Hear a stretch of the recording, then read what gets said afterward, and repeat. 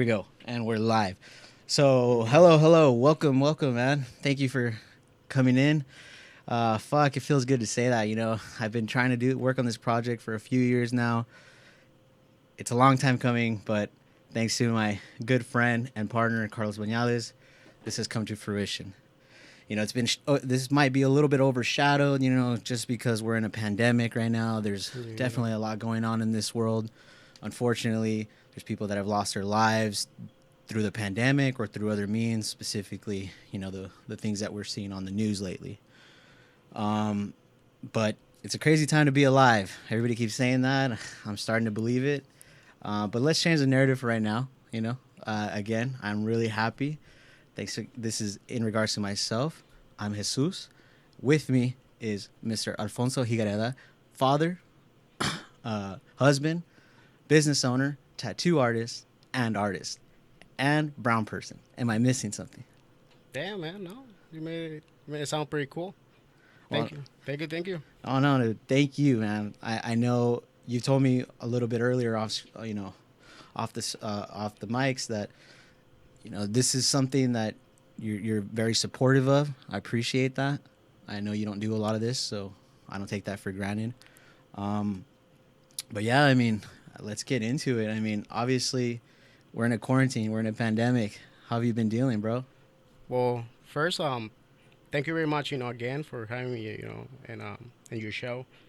And I'm really happy to, that and glad, that you're doing it. You know, um, so I wish you the best. Wish you the best. I have to shout you out for that because you were one of my main supporters as well. I remember when we were during During going the through a session. session, you were like, "Hey, man, are you gonna do it or not?" Well, yeah, man. You know, what you gotta lose? Nothing. It's just like we'll see. But I wish you the best, man, and we'll see. Probably I might get an interview again in 2 years. And you'll be popping. Oh, well, hopefully. Right? No, it's been kind of hard because, well, imagine, I got stopped in March, 19th by the order, of California, and which makes sense, nobody knew, what's gonna happen, and that's crazy, the amount of people that are dying, right now, but also like the kind of like the that makes you wonder what's gonna happen, if you ever gonna keep tattooing, because there's people and really famous tattoo artists that they never stop tattooing. So probably chances are, they never stop, approaching to people, and by that, probably people getting infected, and some other people that I respect, because I'm doing the same.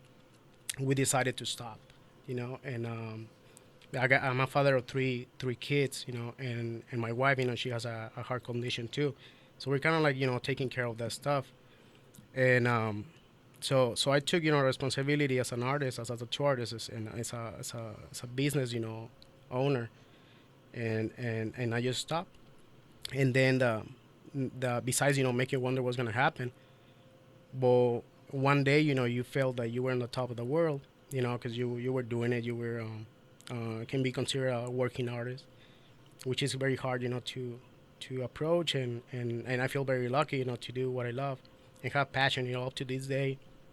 I never feel that I wake up to work, and well, after that, it's like on the next day you're so called non essential, so like, oh shit, so now, like, what's gonna happen? So we're kind of working through that.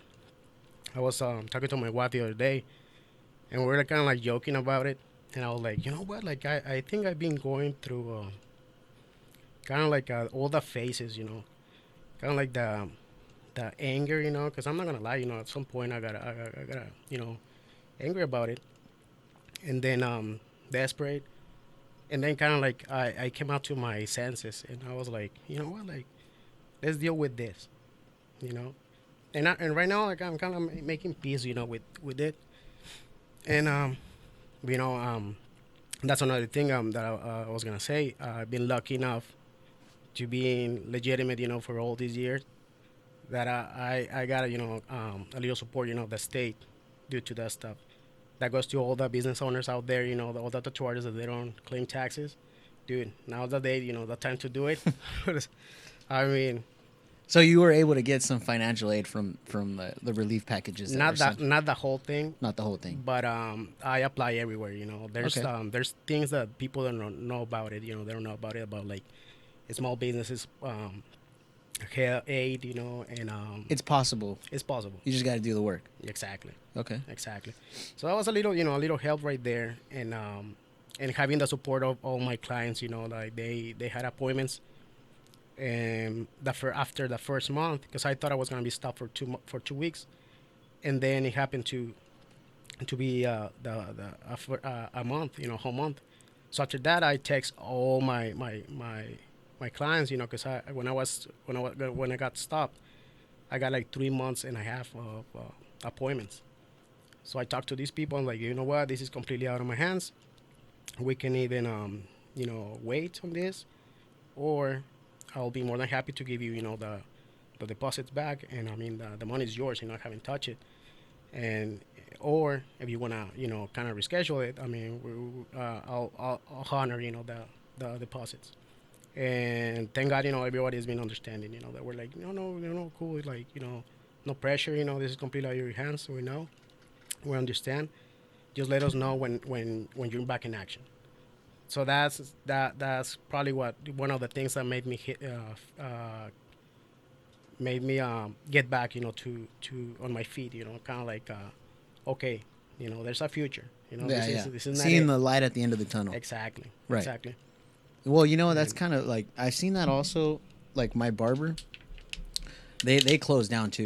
Yeah, And I've always contended that barbershops should stay open, especially because most of us like that are considered essential, which is a relative term, but most of us are considered essential, especially that work in either law enforcement or fire or whatever. We have certain grooming standards. So essentially what I'm just saying is that I've seen that some people, even though they weren't getting haircuts, they were still donating to the barbers because it's two brothers, and they it's just a shop by themselves, and they're like, hey, they wanted to follow the rules like you. They wanted to be respectful. They wanted to show that they were willing to cooperate. But then it starts getting to the point though, which you touched on, is it's hard. You start getting desperate. You're like, well, where am I going to get the money to pay the bills? And then you have to also account for something that I've heard other small businesses say, that they go out and maybe they didn't do all the work you did, but they go out and try to apply for these specific loans or whatever it is that they're applying for, and they're not getting accepted, and that sucks, because that's one thing I realized, as like, because before all this, I was thinking of a change of career, but then I realized like I'm pretty lucky. You're good. Yeah, You're essential. I'm what they call essential, but it doesn't always seem that way. It just seems like one of those fads, where, oh, they're essential, they're important, but yet once this is over, we're gonna go back to being regular Joes. There's this meme on Facebook. It says we're called essential because calling us sacrificial would be too truthful. And I sometimes I laugh because that's how it is. That's how we think. Like, it sucks, but so how have you stayed busy? How have you kept your mind right? Well, the thing, like I said, I went to like all the phases, whatever, all the stages, and thank God, well, I wasn't, I wouldn't say this, probably like 2 months, before, but we have a fixed upper, dude. So Okay. I've been working, in the house. Don't tell my wife that, please, dude. I'm gonna scream that, dude. And no, I've been working in the house, getting there, and I've been spending time, with my kids too. That's one thing, one luxury that I didn't have, before everything, because I was like hella busy, from Monday to Friday, and sometimes that weekend is not long enough.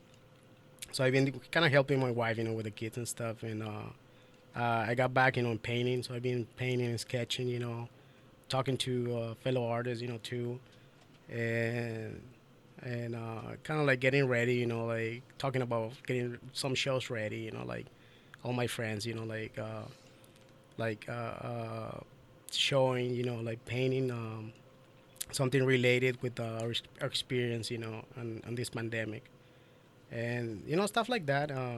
I've been kind of like getting back into like little projects, that I had, like my logo, from the shop, kind of like doing merchandise, and the stuff that I've been lagging for years. I've been open for 3 years, almost 4 years, and never made time, to do anything of that, So I'm kind of like, okay, now I got time, so let's work on that, and that's pretty much it, dude. And it's staying positive, you have to. Yeah, you definitely have to. Yeah, yeah.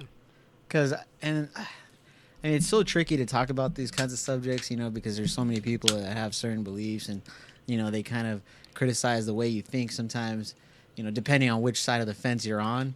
But I think we can all agree is that we got to try to stay as positive as we can. So, this kind of leads me into the next topic. The premise of my show is promoting the local brown, indigenous, Mexican American, Hispanic, Latino, or Latina.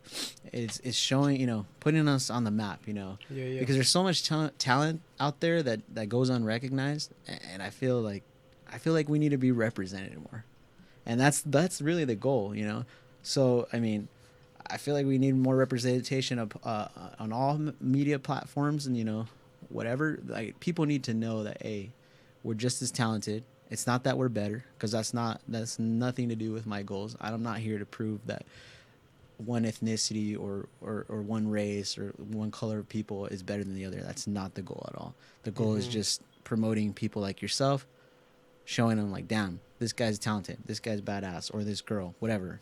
So kind of continuing to that, being brown and owning your own business can solicit a little bit of surprise faces, right? Sometimes you tell people that, they're like, what?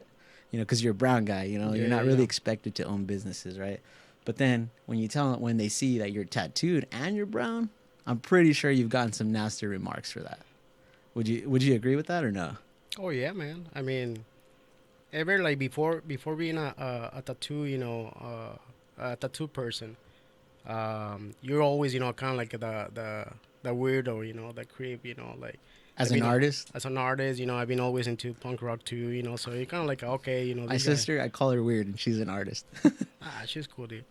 And so that like I've been kind of like, familiar with the with that feeling, Like that stigma. with that stigma. There you go. And then, when I jumped into tattooing, that was one of the deals, when I started doing my apprenticeship. I was like, okay, if you're gonna be a tattoo artist, at that time I already had like 3 or 4 tattoos, but that like I told me, my mentor, like, hey, you gotta get tattooed. So like, you know what, let's do it, because I mean, I never thought I was gonna have many tattoos. And then but the Hispanic, stigma too, like, it never goes away. Never. Never goes away. I've been in the past, probably in the present too. I've been an object, of aggressive, comments, actions, whatever. I'm not gonna cry about it. It's just like, I mean, sometimes you gotta embrace it. It is what it is. It is what it is. It's just like, not pretend, that even my kids, when they get old enough, I'm gonna tell them, like, dude, at least your guys are camouflage, because they're they're white, but I'll be like, but this is it, like, this is happening. Might never happen to you, hopefully. I'll pray, to God that never happens to you, but it might. You know? And then when you add the stigma about like being tattooed, I think at that stage, being the weirdo, being the Hispanic, and all this bullshit, and then when you get tattooed and people look at you weird, at that time I pretty much, like, I don't give a shit. Well, and that's the thing, right? Appearances are deceiving, right? Exactly. One of my best examples for that is, I remember when we were in high school, me and my buddy, and we went to a tournament in Vegas, and I wrestled some guy who was a short little guy. He was chubby, and I was like, oh, I think I could take this guy. And in about 2 minutes, that guy had me on my back, and I was like, fuck, this guy's fucking strong.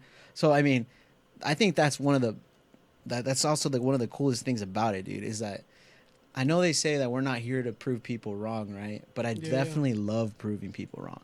Oh, me too, man. Like I know they say, oh, you shouldn't do that because it should only matter what you think, but at some point I feel like we all care about what somebody else thinks. Maybe not to the extent of others, right? Maybe you only care a little bit, but at the end of the day, like I still like throwing the finger and being like, yeah, that's right, I did that, you know? Because same here, like with you.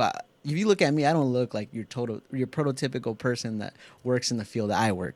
I don't look like it, but it's okay. I'm okay with that. I like being the Clark Kent, you know, the glasses and the little nerdy looking short guy. That's all right. The chubby little guy. Yeah, I'm good with that.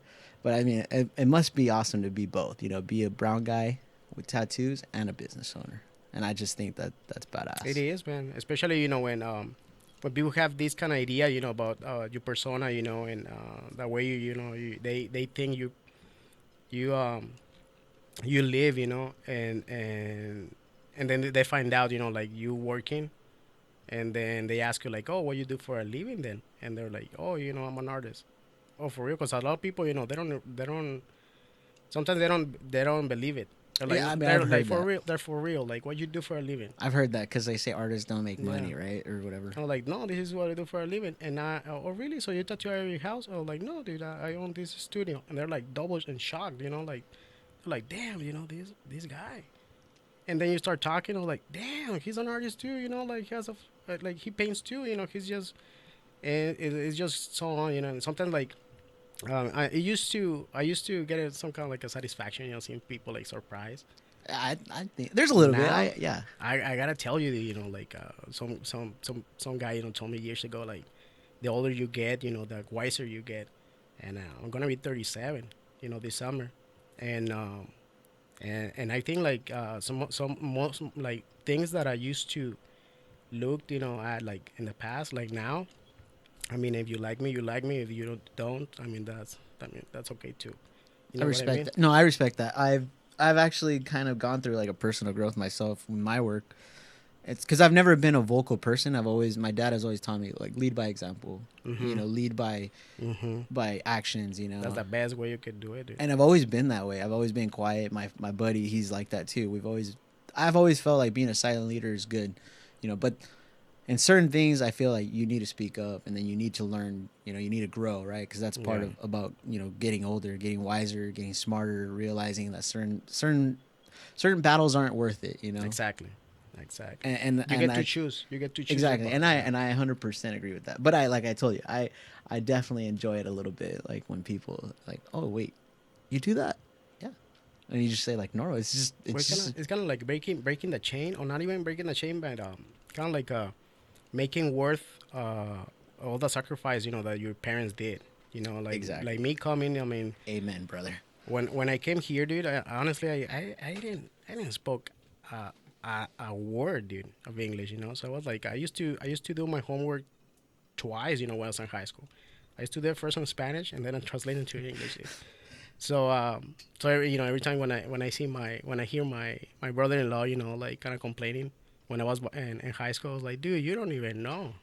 I used to work, twice. So and my dad, he worked in the fields, his life. So now, like me breaking, like being the first one, my family, like here in the States. And because all my brothers, they decided to stay in Mexicali. So the first one in the States. And then the first one to go to college, So right there, I'm breaking kind of like You're breaking the mold, exactly. for sure. And then doing what I like, dude. And not just like, oh, just a normal career. It's like a crazy career, dude. And this guy's an artist, So right there, like, even in my family, it's like, besides my sister, that she's a photographer, we're kind of like the free birds, in the family, dude. Kind of breaking the molds, Kind of like doing like, oh, we don't really have to go this way to make probably like a good life in the safer way, but we decided to take the risk, and well, it wasn't easy, but now, I mean, it's been cool. And if this whole pandemic, means that the journey, ends, I think it was a hell of a ride, So Well, hopefully that's not the case, bro. no, hopefully not. Hopefully not. I'll be tattooing in bathrooms. Because I still need to I'm not finish gonna my arm, bro. I'm not gonna stop. And then I got a potential customer here too, so I'll get myself in prison, dude. Well, and No, so I'm just kidding. oh man, So that's actually, now that we're starting to talk a little bit more about tattoos, I've read some stuff that you've written about what you would classify your tattoos, but I feel like it's better if you say it. So how would you, describe your artistic style, not just in tattoos, but in art? And then how would you describe, like what are you able to, what kind of styles can you do? I mean, personally, I know you can do almost all of them. So, But you know what? That's a good question. Always, because I was a painter. I was like fresh. Out of college when I started tattooing. So I always had the the line. The kind of like the balance between being a tattooer and being a fine artist. Um, I never. Sometimes at some point, when you start doing or you want to do too much, one thing, you can't help it. You start like kind of like mixing the styles, and mixing the medias and mixing all the stuff. But since when I started tattooing, I had to relearn. It was like a different language and terms. It was like completely different. You get to talk to a lot of people that they being an artist, they've been lucky enough, to have the first job. The first job that they got is been tattooing, so that's what they've been doing all their lives. But they're not educated, so they got like different terms, when it comes to drawing and when it comes to all this stuff. So you have to learn all that stuff, plus dealing with the ego, which is I think up to this day, I learned how to kill my ego, years ago. That's the worst enemy. Dealing with the ego that you can paint a portrait with oils and brushes and getting a different media, holding a tattoo machine and not even being able to do a straight line on the flesh. yeah, that. So that's like a crazy. I used to apologize the first year. The first year, I've been tattooing for 12 years now. And the first year, I remember like I used to apologize like every time I see like people complaining, dude. By now, I'm pretty sure you notice, that I don't know. That sometimes I forget, that I'm hurting people. But but but yeah, man. I mean, I used to apologize, like having people like flinching and stuff, and only like, oh, I'm sorry. And some people like to tell me like, dude, like it's okay, we're here for this, like We're here for the pain. yeah, exactly. Well, I And mean, then we might throw up, but we're here. like, no, dude, and I've seen it. I've seen a lot of stuff. I want to say, I've seen it all, but I've seen a lot of stuff. Embarrassingly enough, I threw up, but I told you, but I too. didn't eat though, so I didn't know that was like an actual thing. Yeah, I told you, dude. No, you were right. I should have listened. I didn't know. I had to learn it the hard way. But that's actually a funny story. But it wasn't funny at the time because I felt like shit. But it made sense because you said there's trauma involved, so I should have Exactly. ate. That's a thing that some people they don't see when they get tattooed. It's like a whole workout. Your body goes through the whole process. And there's adrenaline, endorphins, all this stuff, involved and and you gotta be ready with it. Some people that or most of the people that I tattoo, it's probably a minimum of 3 hours. So I always tell them, have bring some snacks or have a heavy breakfast. That way you don't your body doesn't discompensate. When you're on the process. But going back to the question, so I've been always kind of like able to balance that thing since not, coming from a painter background. So when it comes to tattooing, uh, even like on the tattoos that I have, it's called traditional. Most people will see it as the Sailor Jerry. They call it, or traditional Americana. That's a style I like because I don't see myself with something realistic. I don't see myself with A the portrait. portraits. Mm-hmm. Like people say that the old timers, old tattooers say that realistic tattoos are for people that they don't like tattoos. You know what I mean? Okay. Because they want to like have, oh, I don't know, I want to have like something realistic instead of having like a, I don't know, like a shape, or Yeah, yeah. a rose, traditional done, or a pinup, Like to me, that's the best tattoo you can get. So when it comes to tattooing, that's my probably my venue. I do probably like close to 8 or 9 styles, pretty much whatever comes to the door. I never denies it, and every style I try to respect it by its or their rules. When it comes to Japanese, which is my one of my forte, when it comes to Japanese, like I respect, and I go by every rule the Japanese artists have. Every time when somebody sees, let's say a Japanese or an Asian guy sees some work that I've done, they can go like, "Oh, who did that arm? Oh, Alfonso." Like, what? A Mexican A guy. Mexican guy?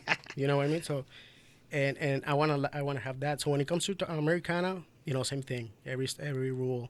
When it comes to black and gray Chicano style, like even single needle, like I'll go to like Oh, yeah. soft, to make it look like kind of cholo look. Like I know how to do that. Sometimes people see me like, oh, this guy looks like kind of like a different kind of genre. I'm like, no, but I know how to do cholo tattoos too.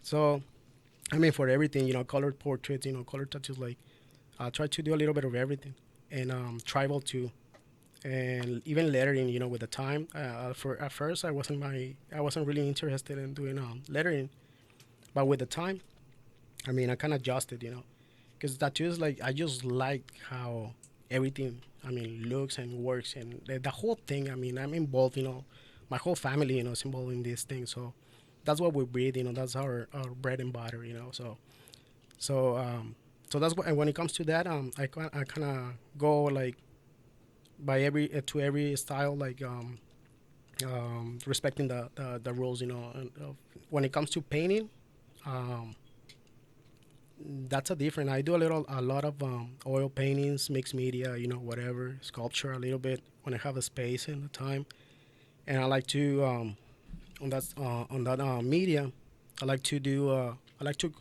kind of like express, what I see in the and both sides of the border. Okay. As being kind of. I'm sorry. I don't want to say like a too biased, but kind of like a having like showing and expressing, like my perspective, and I like to. I'm very proud of being a bicultural. So I kind of like to kind of like express it on my painting, on my work. Like you'll see my painting, and people probably won't even think that I'm a tattoo artist because there's nothing like tattoo related in my art. So I've been always able to draw the line between the two different worlds pretty much. Well, that's cool, man. And actually, you kind of touched on it too. You said, you do all these styles, right? You don't really deny anybody. But I know this is a topic that comes up so many times. People walking in your store and they're like, Alfonso, can you do this? Or they shoot you a text or Oh, dude. DM, Alfonso, can you do this? And you're like, do I want to do that? You ask them because I've seen it in your Instagram. You want me to do the exact same thing? And then they say, yeah.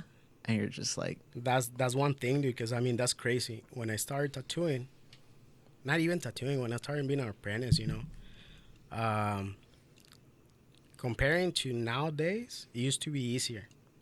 Because back then it was to have like people either like going to the shop with something drawn. You would like, I want this, and you'll be like, oh, but I can make it tattooable. To not offend the people and say like, I'll draw something better, right, relate, based on right. this, and but make it tattoo. It was just easier, or people were picking, flash, designs from the walls. So that was easier. I can do that all day, And then all these shows, came out, and Pinterest, Pinterest, dude, that's the the killer. internet. The internet, Google. So a lot of people, let's say, back then it was like, oh, this guy, he does this, and he's really good at it. Okay, so you want that, you go to Alfonso. Now it's like, okay, I found this guy in Australia, and I can make that trip.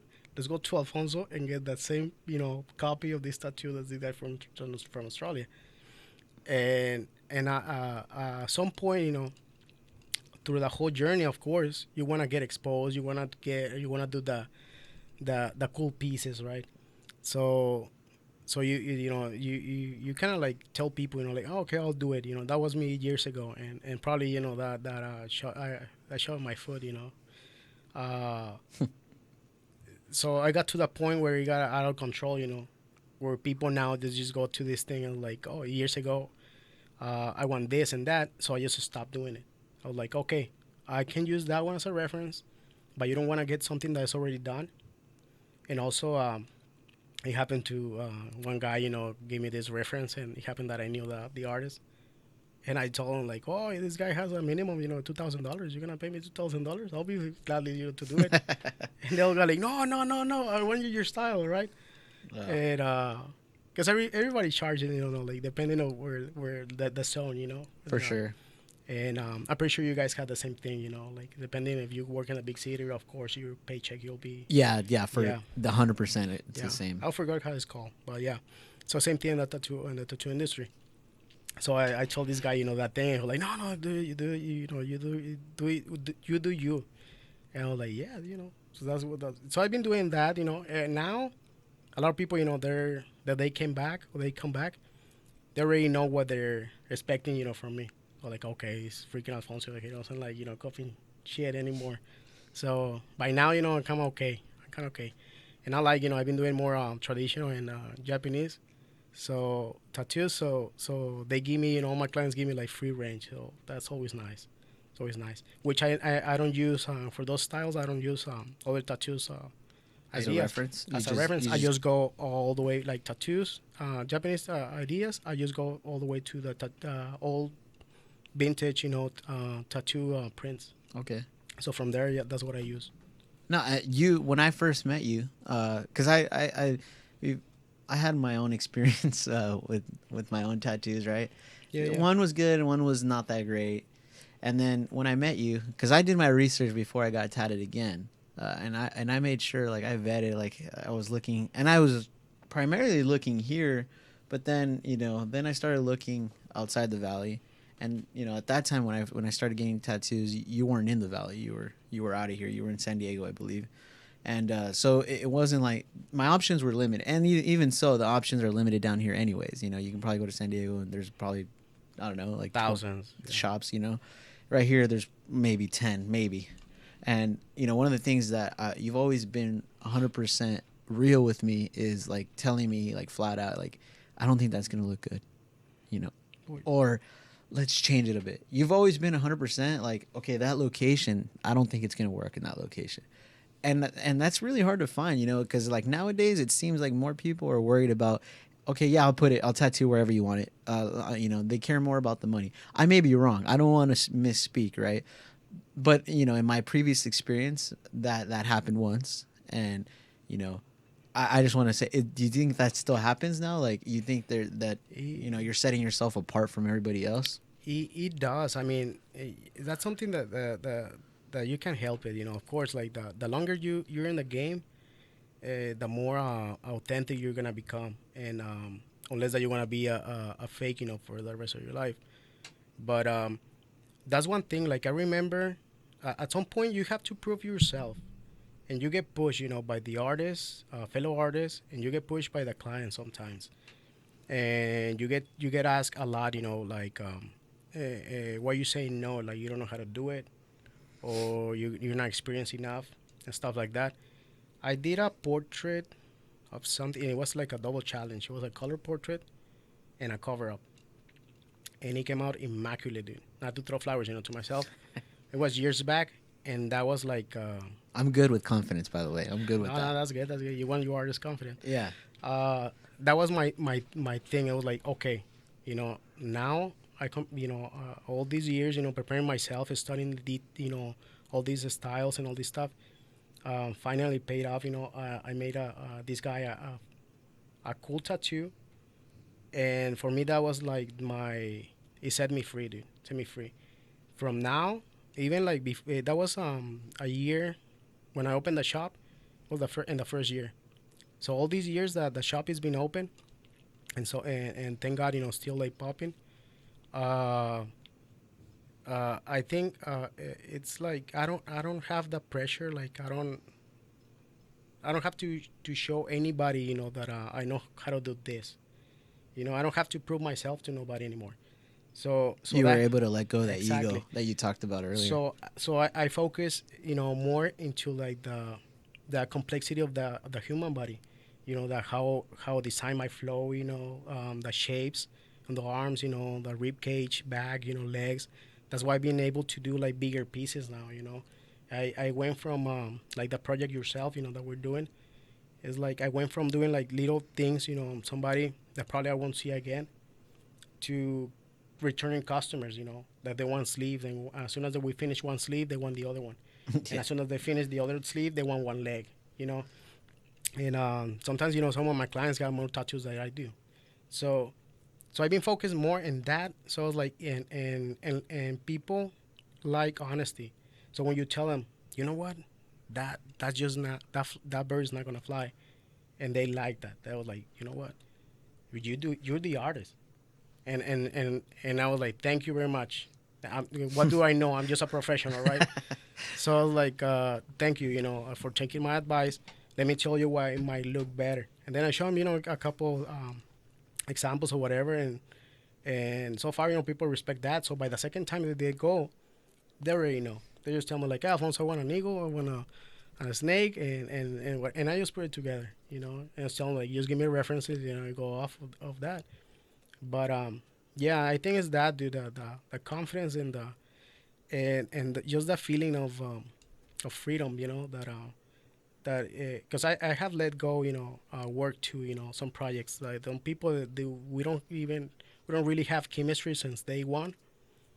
So I just tell them, you know what, like I'm not your tattoo artist, you know. You, I like that actually because I was talking to one of my coworkers, and every time like I say, or every time I'm asked, oh, who did that?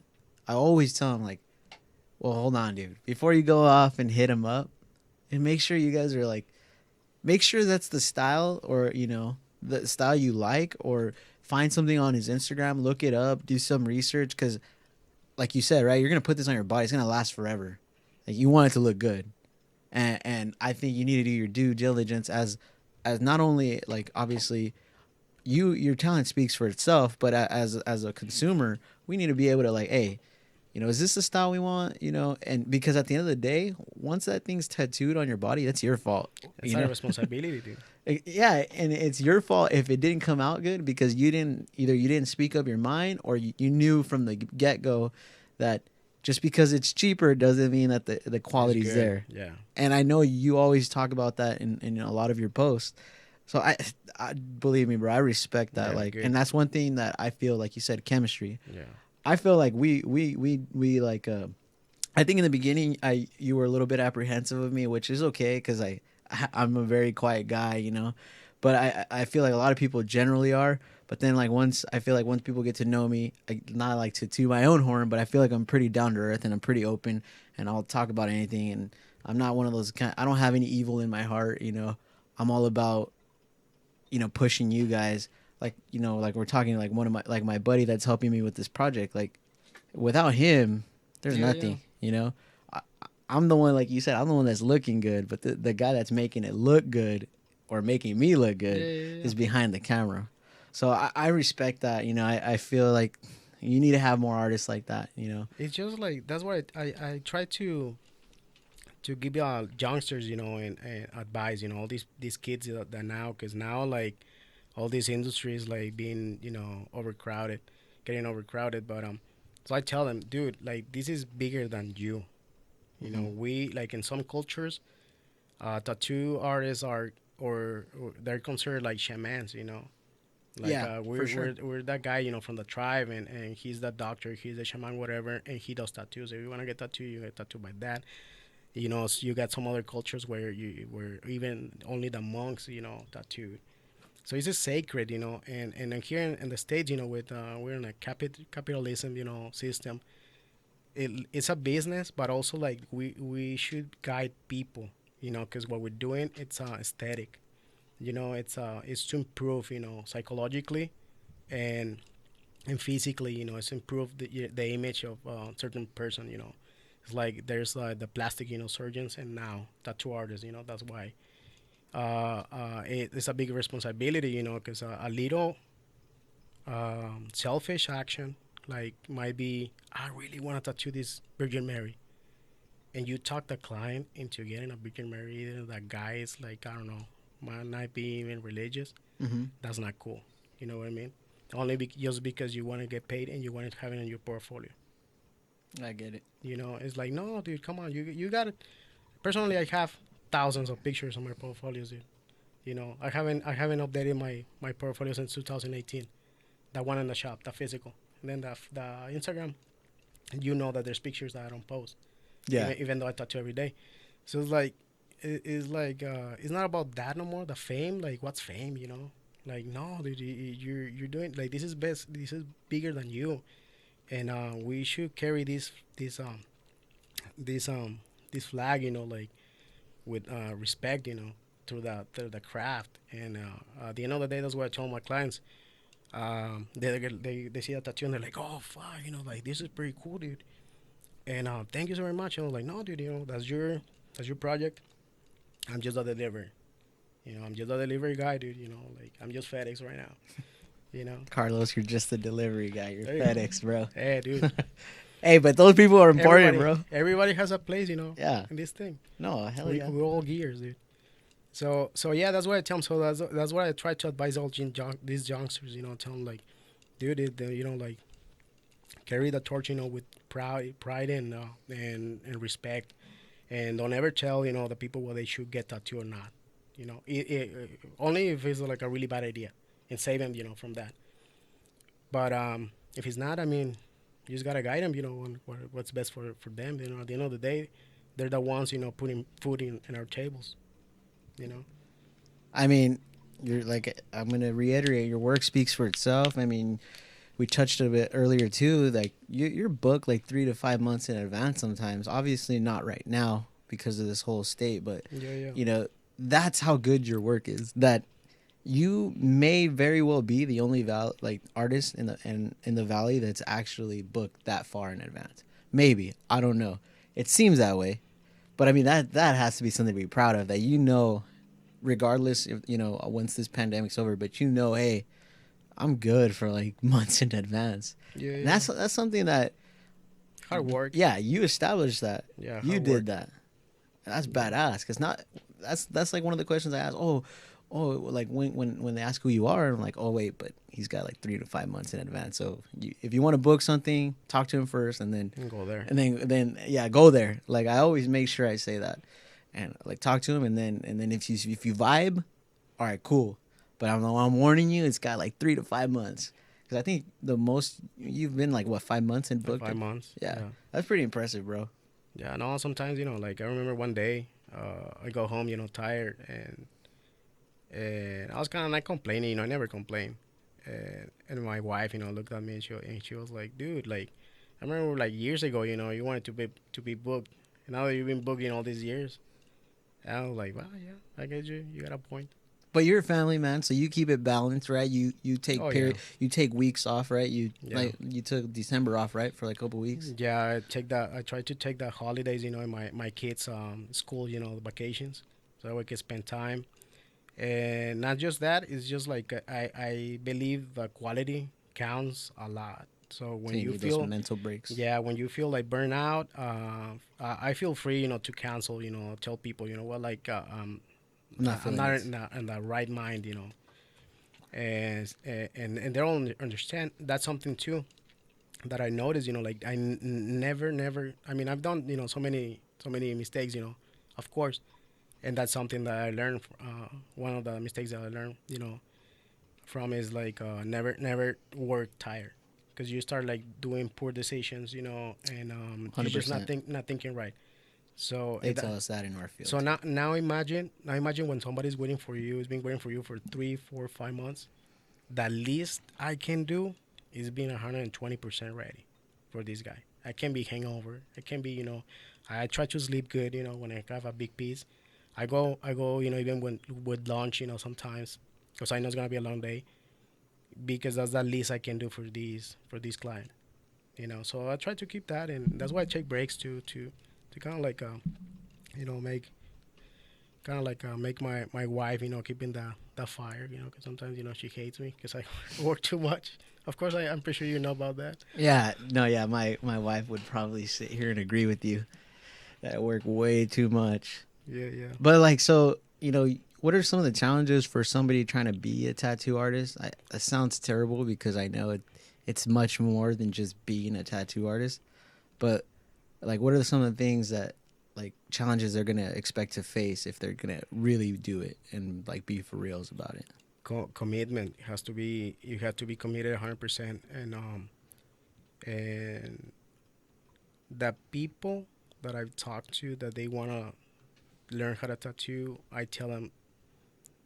I don't ask them where you see yourself in 10 years. I ask them, do you see yourself in 10 years tattooing?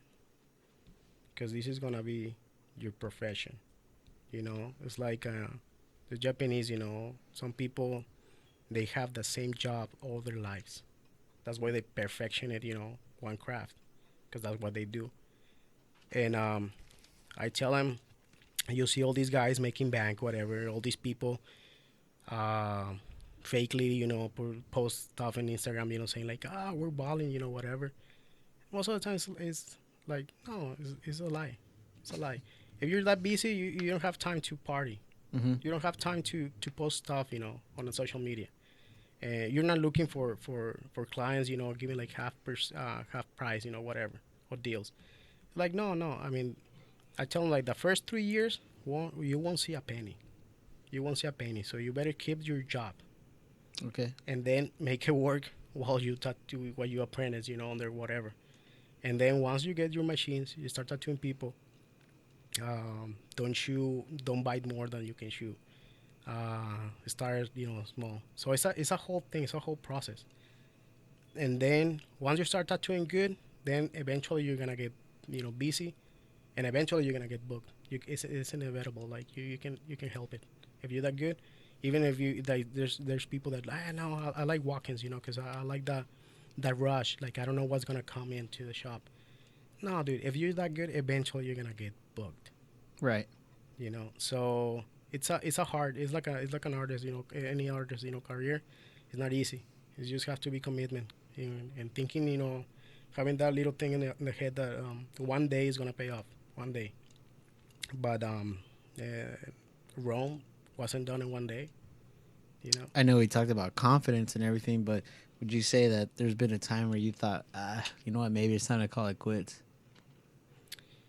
No, because even like before graduating from college, I was pretty serious about what I wanted to be, and the responsibility of like that has to be called an artist. And at that time, I was thinking like, if I want to call myself an artist, I better be good. I'll try not to be mediocre. And then when I got myself into this, I want to say, because I worked for the first 2 years that I started tattooing. And then I was able to quit as soon as I saw, a little progress. I was able to quit my job and my regular job. And I was like, you know what, like fuck it, let's go on this crazy journey. And I got used to, because I was used to getting paid every 2 weeks.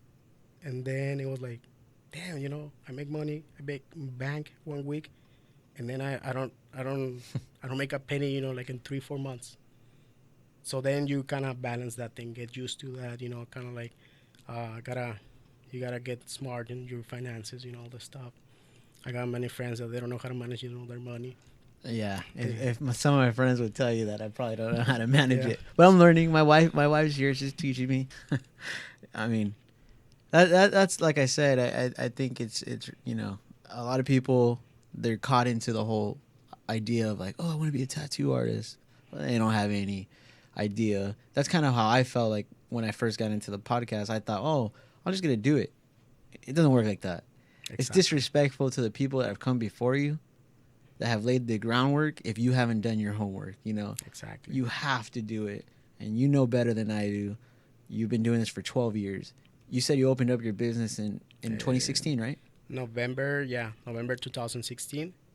On October 16th, on your Instagram, you posted a picture of a fortune cookie that says you're going to be a successful business owner. That's crazy, right? That's pretty fucking crazy, man. Yeah. That's like the law of attraction, like you putting your mind to it, you putting down, the hard hours, you doing the hard work. But when you read that, was that like a, fuck it, go for it? No, I mean, it was already on the works, because I had a little failure, So do I. So I opened my it. shop, and the first intent, to open a shop, it was in 2012. And at that time, I was kind of getting busy. Once I was back from Vegas. At that time, I was living in Vegas. So I came back in 2012 when my first son, was born, and I started kind of getting, busy here. And I told my wife, "Hey, you want to go back to San Diego, And she was like, "No, no, I don't want to go back to San Diego. Let's stay here. She's from here." And I've been, a nomad, pretty much all my life, so I'm used to the great, that route.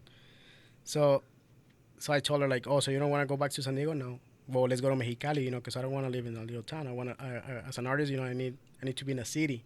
I need the motion, I need the people moving, I need the being exposed, to that garbage, to that thing that, you need something, to get inspiration You from, need the smog, right? From Mexicali. right? Even the tacos, with little With dirt, the, and the smell de vacas, yeah. And so that was crazy because one time I tattooed this guy. He was the dad of my wife's best friend, and this guy owns a very successful kind of hippie-ish cafe in Mexicali. It's called Slow Down. So I tattooed. His name is Victor. So I tattooed Victor, and he told me, you know what, dude, you have you picture your shop like in a cafe, and this is like very hardcore hipster environment, dude. So I was like, you know what, I've been always, kind of like, I mean, when I started tattooing, I kind of submerged myself, to all the people that back then, were willing to get tattooed by me, besides my friends and the friends of them and their friends. It was, of course, like people that you don't really want to hang out with, you know, and I was like, okay, so if I go there, I might be, my clientele might be different. So like, let's do it. So I opened the shop there, and I got it running. And at the time, I got like a lot of people that I tattooed in Mexicali, so they were like doing the work over there, the work. So I was getting busy, but the thing was like the hours were killing me. Like I was opening the shop over there like around 7 in the afternoon, in the evening, and closing the shop almost like at 3, 4 in the morning, and then coming here and getting ready to get to tattoo here like at 12. Oh my So it was gosh. like killing me, dude. And then keeping that kind of like the the You were quality. still working at a shop over here too, Exactly. but you had your own shop in. Yeah. So I was kind of like Damn, doing that stuff, here and there. that's freaking nuts. And so they didn't work out. I got to that point where I had to close shop. Of course, broke my heart. I was like, well, apparently, that time it wasn't the first time, that I fell in something, So like I'm already used to that thing, like falling and getting back on my feet. So I had to close. That was the first attempt, and then I started tattooing in a local shop here in Centro. In a shop there, because after that I moved to Florida. Then we came back, and by the time my wife was pregnant, with my second kid, and my older guy wasn't really allowing me to do like gigs, here and there. So I was like, okay, let's get serious about it, now, and let's start working in a shop. And I got in contact with the owner of a local shop here in Centro, and I remember he told me, like he needed help, and at that time I think he was about to close, and I was like, you know what, like you need an artist, and I need a place to tattoo. So I took the offer, and I stayed there for almost 2 years. And all those 2 years, I kind of tripled, my clientele. And I did all this time. I did all the numbers, dude. All the numbers, everything that I needed, all the investment, uh, all the pros and cons, and it was way more pros, Like at that time, my clientele was really good enough that I had to do something stupid, for not being successful. So I did everything, and all I needed to do is just open in the shop, and the shop has been running itself, pretty much. Yeah. Man, and like I feel like there's so many parallels to your story versus I know I'm not as successful as you are per se, but as far as the mindset goes, like when I first started this, like I'm not saying you didn't put in the work in the first place, but how you said afterwards, you're like, but this time I really did the numbers, and that's kind of how I felt like, oh, let's do it. I got the equipment. I had all the nice equipment. Maybe not this nice mic, but those two mics over there, I had them, and I had this, this mixer, and I had the set. I did a setup in my parents' garage.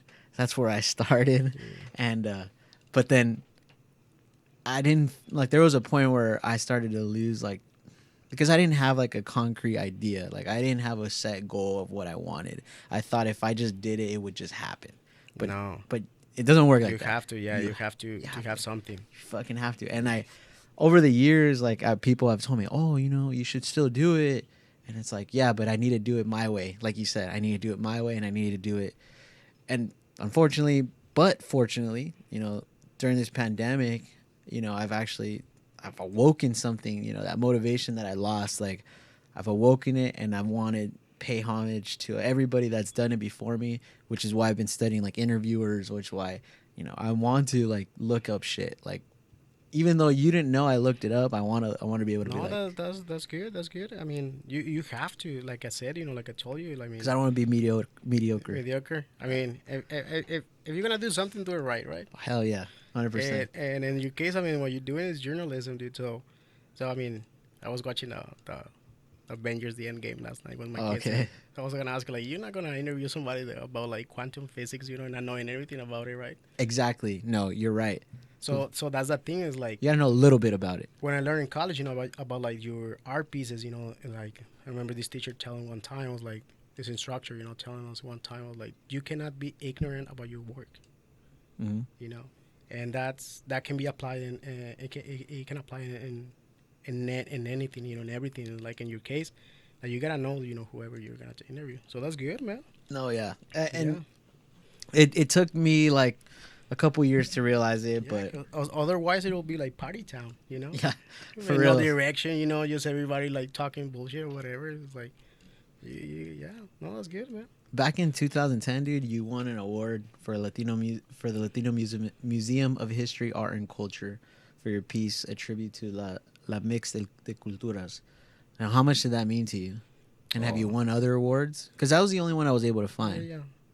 No, I got like many like some other awards. Like some of the stuff is like an award for just participation.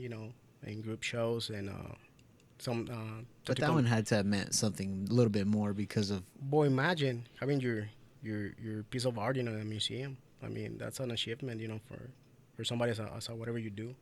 And in my case, as a painter, I was like, oh, cool.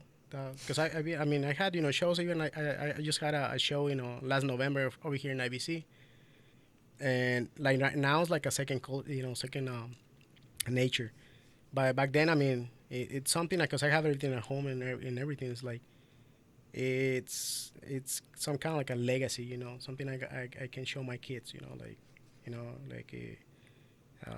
I don't know, if you want something, and you gotta be brave, to go chase it,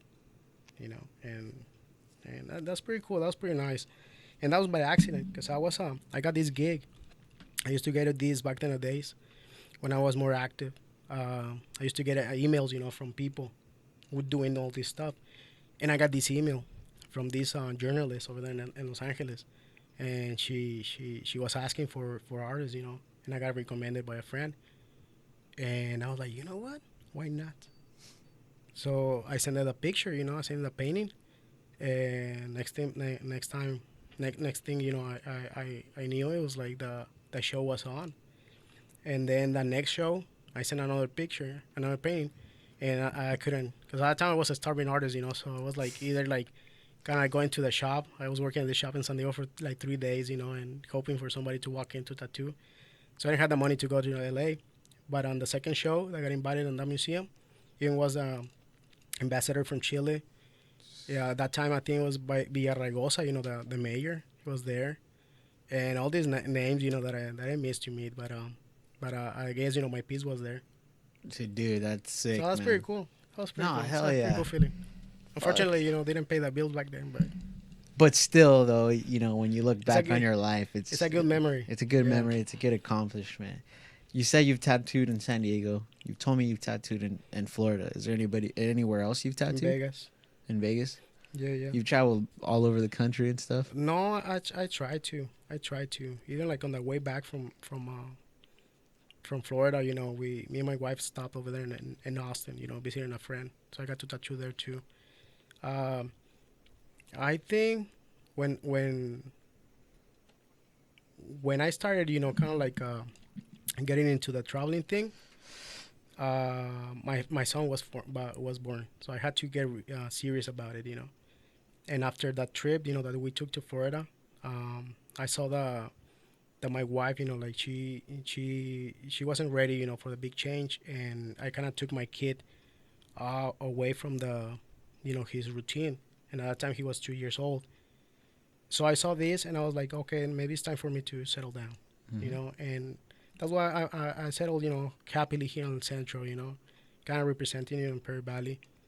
I'm glad, you know, that I got people from Orange County, you know, Oakland, San Diego, Yuma, Phoenix, Tucson, you know, to Imperial Valley to get tattooed. So I'm kind of like, you I know, didn't even know that, dude. That's pretty now badass. you know. That's sick. So yeah, man. So So that's your pretty. family was main reason for you to come back, Yeah, yeah. dude. And then our culture, you know, family is everything, right? Oh, of course. Family is first. So it's that's I think to me that's admirable because even though it's your your passion, you still understood at the same time like, hey, I gotta What watch my what's kid, right? You know, you what's gotta best for me? right, Yeah, and only you know what's yeah. best for you, right? Exactly. So And also like you don't want to be the selfish guy, you know. And so besides that, you know, what's best for me what's best for the people I love. So that's why I decided to stay here. no, yeah. So I mean, you're obviously extremely talented. I know you're confident, but you're not arrogant. But how do you let it? You know, how do you let that confidence? You know, not let it get to your head to where it becomes arrogance. You know. I think sometimes I'm not gonna say, you know, I'm an angel, but when you're talking to somebody arrogant, you gotta sometimes you gotta level up.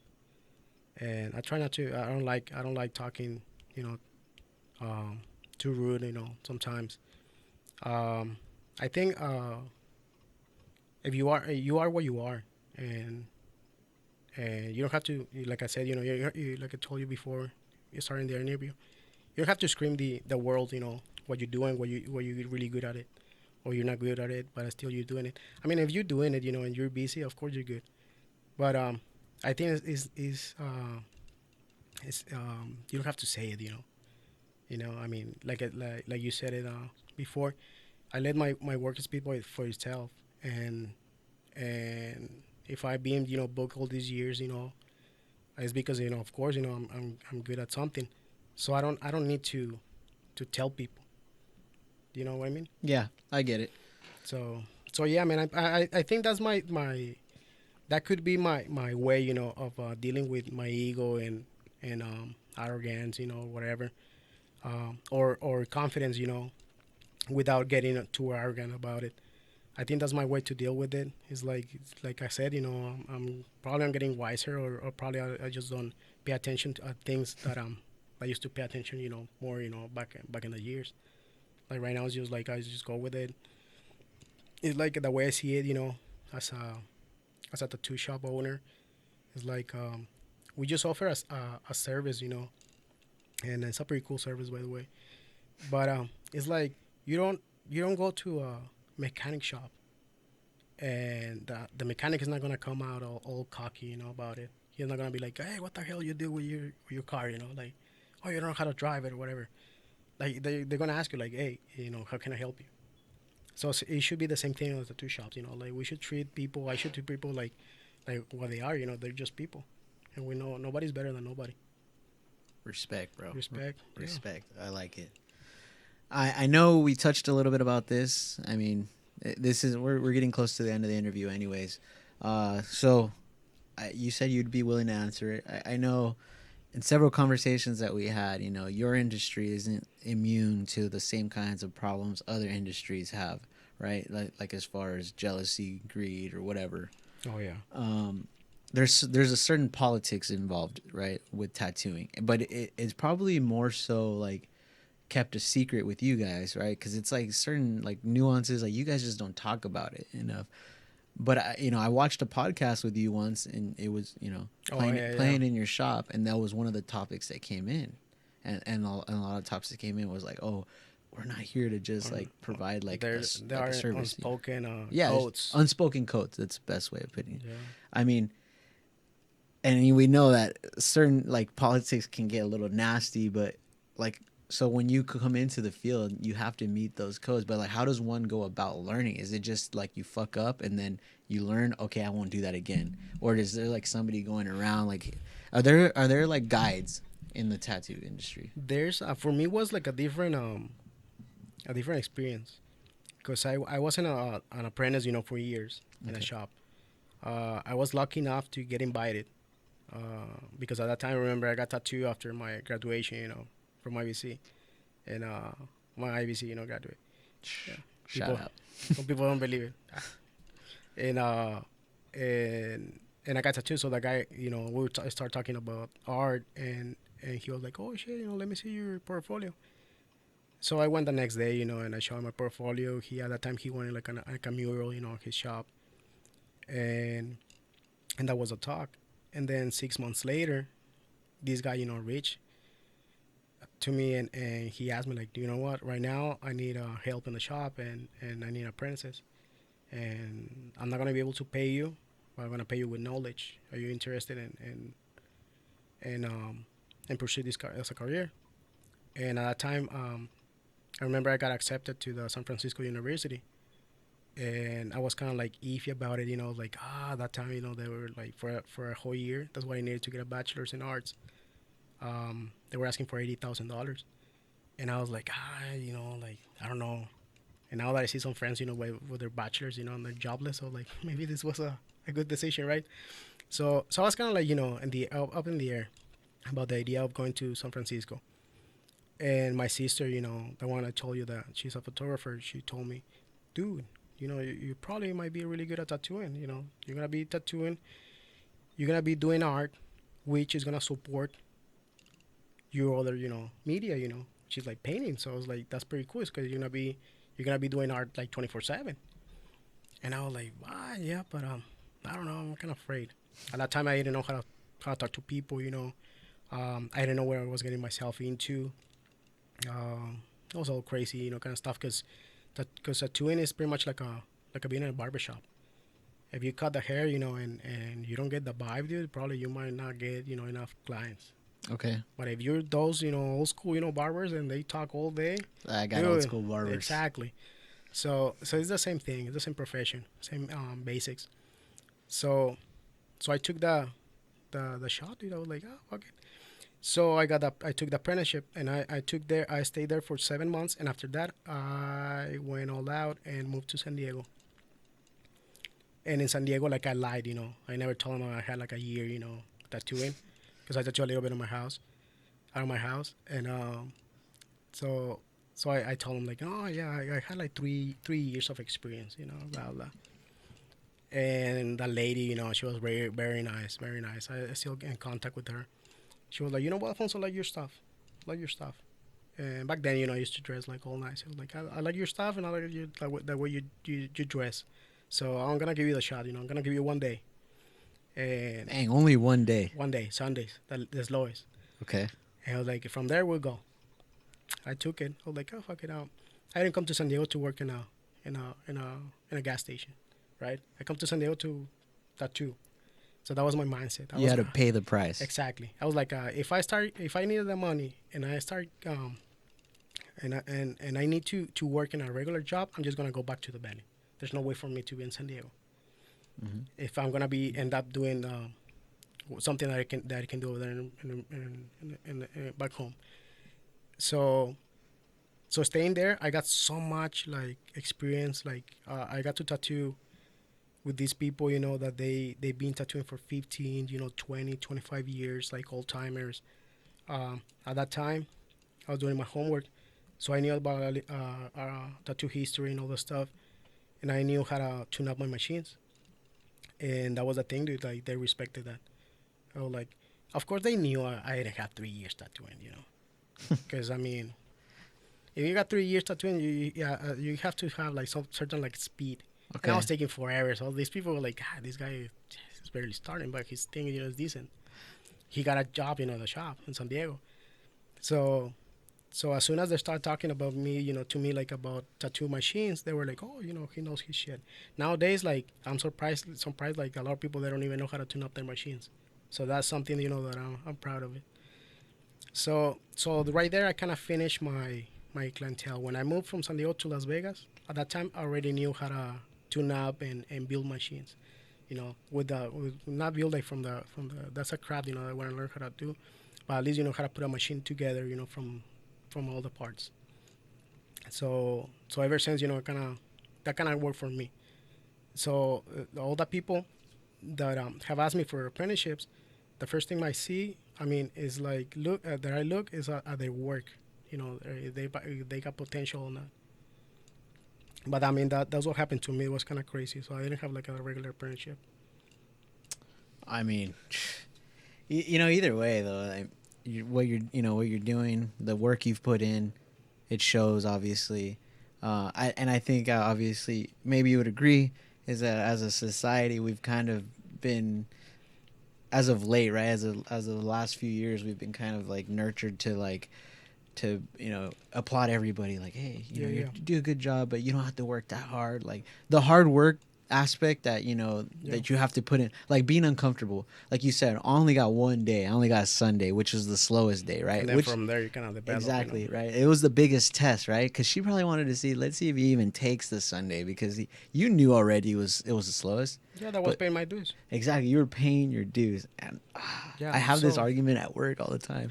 and also this thing going back, a little bit because I went like way off. The question is like um the unspoken, codes might be the overcrowding of artists, in a certain area, and also if they're gonna be good ones or they're gonna be mediocre or they're just gonna testing the waters, and this is not how it works. So it might be, the reason. I mean, I got invited, but I've known and I've seen people literally kicking kids out of the shop, when they go and ask for apprenticeships. Hmm. Because I mean, that's something like It doesn't really exist anymore, or it does. It's just like one guy said, one time I was like, dude, I'm gonna teach you how to make money for the rest of your life, and I don't know you. right? It's like That's it's like somebody else. That's a Somebody it's like good way of putting somebody it. somebody else, said one time too. It was like, hey, I'm a really good artist. And this is a lady that I saw her, saying this. She was saying like and she was saying this example, and it goes like somebody go like to you and like, hey, I'm a really good artist, I want to learn how to tattoo, teach me. And the lady said like, yeah, dude, it's like you see somebody in the street and they want to ride, well, yeah, you give him a ride, but you don't take him to Disneyland, right? So it's the same, same thing. It's like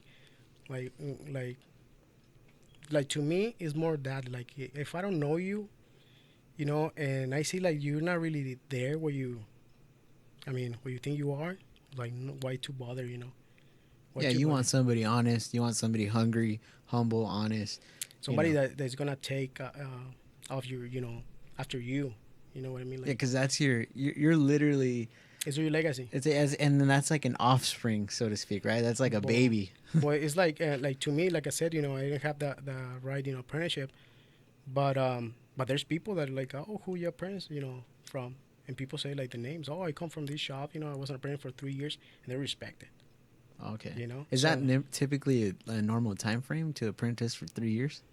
it can go. There's people that you can be an apprentice for a year and start tattooing, but they don't let you go until like whoever your mentor, your teacher or whatever thinks that Oh, you're ready, that's really interesting. ready to start. Because I mean, the thing that you try to avoid when you're teaching somebody is the to make mistakes, the Right. fuck ups, because you don't want them. It's like raising your kid, it's like you don't want them to go through the same experiences you had. And if you got your apprentice, fucking up big time on somebody, though of course you as a mentor has to fix it.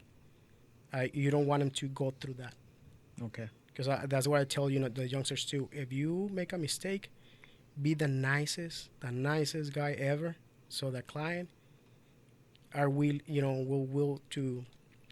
let you fix your mistake, and actually it might come back and get tattooed by you again. Because if you're rude, some people complain about like, I know, blame it on the client, like, oh, well, that was your fault, you moved. Like, dude, no, it's on you. You know, you don't. It's your It's responsibility. yeah, yeah, you don't get surgery, in the hospital and wake up, like, hey, what the hell? I get The it. doctor's not gonna tell you, well, you just suck. Your body's sick, it's ill. Same thing. So yeah, I think that's one of those things that it might be that and overcrowding, the tattoo community, you know, which I mean, eventually is gonna happen. Nowadays, there's more permitted, it's more allowed, to have like tattoo people, in certain areas and not even not just in the workplace, but also like in community in general. So of course, like the Imperial Valley, you'll see probably in 10 years we'll have like probably like 15, 20 tattoo shops. Dang, that's 10. That's a lot, man. There's Oh, only what, like 3 or 4 right now? boy, there were seven and one just closed down Oh, man. at the end of last year. Yeah. Well, bro, I want to thank you again, for doing this. This one was No. special to me because I know how you said you're a very private individual. I know that the tattoo industry it's a close knit thing. It's not, there's not a lot of things that are talked about because there's those unspoken rules that you said, but aside from that, you've been like one of my main supporters from day one. From the minute I pitched the idea to you, you said, fucking do it, dude, because there's nothing like that. And I appreciate that. Like, for real, I'm super thankful. My wife is thankful. I'm also thankful for the tattoos that you've done on me, and I want to actually show some. So I'm gonna go ahead and screen record real quick, and we're gonna be able to show the viewers really quick before we take off. Right here, here we go.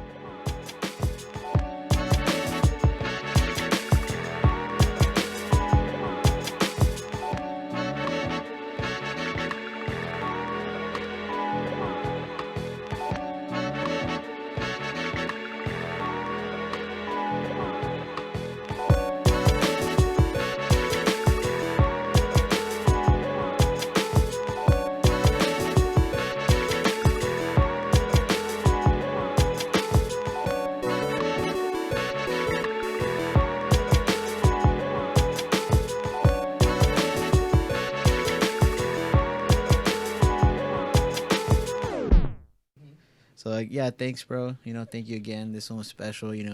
Like I said earlier, you were one of my main supporters from the very moment that I pitched the idea. You were fully supportive. You, my wife, certain individuals. I don't take any of this for granted. It really means a lot. It takes a bunch of people to make this happen, and sometimes it even takes that little push from somebody like a mentor, which Yeah. is what I've seen you. You know, Oh as shit! Thank you. and I don't mean that like in some kiss ass way. I truly believe that like an older brother type of person. Oh shit! I don't have an older brother. I have an older sister, but it's different, when it's a Yeah. male. And I think that to me, I'm not only grateful for that. I'm grateful for the tattoos that you've done on me. We're not done. We still need to keep going. No, I'm glad you liked it, dude. But yeah, man, thank you. This has been awesome. No, thank you, man.